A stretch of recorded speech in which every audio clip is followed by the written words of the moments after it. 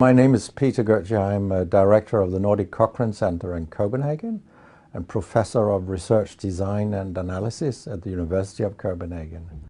2 years ago, I found out that our prescription drugs are the third leading cause of death after heart disease and cancer.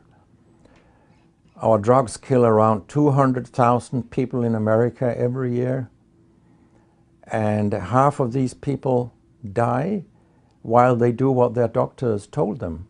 So they die because of the side effects. The other half die because of errors. And it's often the doctors that make the errors, because any drug may come with 20, 30 or 40 warnings, contraindications, precautions, and so on. No doctor in the world knows about all this.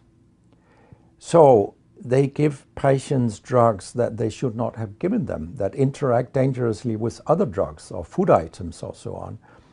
And then the patients die. That's the other half. So the other thing I found out 2 years ago was that much of what the drug industry does fulfills the criteria for organized crime in US law. And they behave in many ways like the mafia does. They corrupt everyone they can corrupt. They have bought every type of person, even including ministers of health in some countries. So there is a huge amount of corruption. In my country, for example, Denmark, we are regarded as having very little corruption. But yet we have thousands of doctors on industry payroll, although we are just 20,000 doctors. So this is an effective kind of corruption. The drug industry buys the professors first, then chiefs of department, then other chief physicians and so on. They don't buy junior doctors.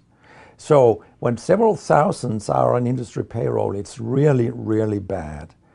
And that's why I wrote my book, Deadly Medicines and Organized Crime, How Big Pharma Has Corrupted Healthcare. I hope to convince patients not to take so many drugs, because so many die from the drugs they take.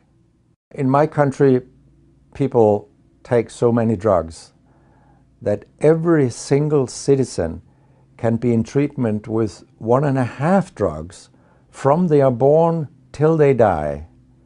This is incredible. And drugs are not that helpful. And they kill very many of us. We know that. That's why drugs are the third major killer after heart disease and cancer. So what we need in the coming years is to take far fewer